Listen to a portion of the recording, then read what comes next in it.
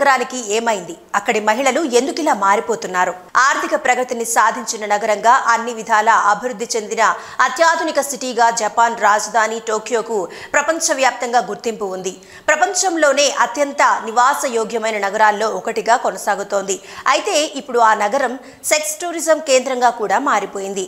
మహిళలను వెతుకుతూ టోక్యో నగర వీధుల్లో పురుషులు తిరుగాడడం సాధారణ దృశ్యాలుగా మారిపోయాయి.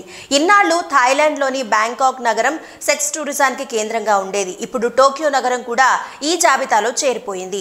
ఇందుకోసం టోక్యో నగరాన్ని సందర్శిస్తున్న విదేశీ పర్యాటకుల సంఖ్య కూడా గణనీయంగా పెరిగింది. గతంతో పోలిస్తే జపనీస్ యెన్ విలువ గణనీయంగా బలహీనపడటం, జపాన్ టూరిజం కూడా బలంగా పుంజుకోవడం టోక్యో నగరం కొత్త గుర్తింపునకు కారణమవుతున్నాయి.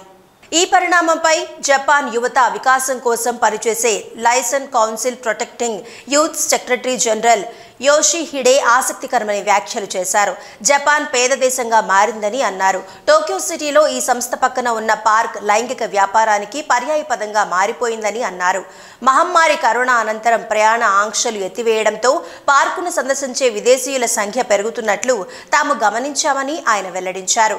చాలా దేశాల నుంచి వస్తున్నారని, ఆసియా వారు ఎక్కువగా ఉంటున్నారని, అందులోనూ చైనీయులు ఎక్కువగా ఉంటున్నారని యోషిహిదే అన్నారు.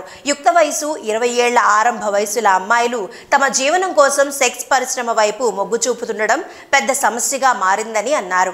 విదేశీ పురుషులు జపాన్ యువతుల లైంగిక సేవలను కొనుగోలు చేయగల ప్రదేశంగా మారిపోయిన మాట వాస్తవమని అన్నారు.